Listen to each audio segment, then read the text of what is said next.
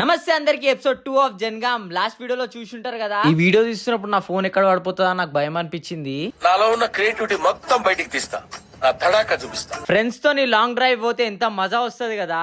నాకైతే ఈ మూమెంట్ లో ఒక డైలాగ్ అయితే గుర్తొచ్చింది. అందరిని ఒక చోటు చక్కగా చూస్తుంటే ఎంత హాయిగా ఉందో. నాకు దోస్తులతోనుంటే అదే డైలాగ్ గుర్తొస్తది. మా ముంగడున్న బండి అయితే కనిపిస్తలేదు, మేమైతే బగాయిస్తున్నాము. కార్ కైతే ఫాస్ట్ ట్యాగ్ పెట్టుకుని మేమైతే స్టార్ట్ అవుతున్నాము. ఈ లొకేషన్ చూస్తుంటే విలేజ్ వైబ్ వచ్చింది నాకైతే. ఆ చెరువులు ఆ పొలాలు చూస్తుంటే జన్గామ్ కి ఎంటర్ అయినామో లేదో వర్షం అయితే షురు అయింది అనుకో. ఇక ఫైనల్ గా మా కార్ అయితే మాకు కనిపించింది. మేమైతే వాళ్ళతోనైతే పోతున్నాము. ఈ లొకేషన్ చూసి మేము ఫామ్ హౌస్ కు పోతున్నాం అనుకుంటారేమో, అట్లేం కాదు. ఇక్కడ ప్రోగ్రామ్ ఉంది, అందుకే మేము అందరం వెళ్తున్నాము.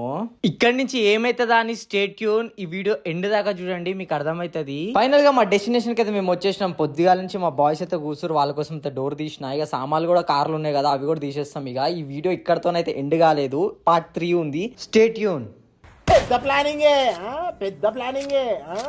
రా.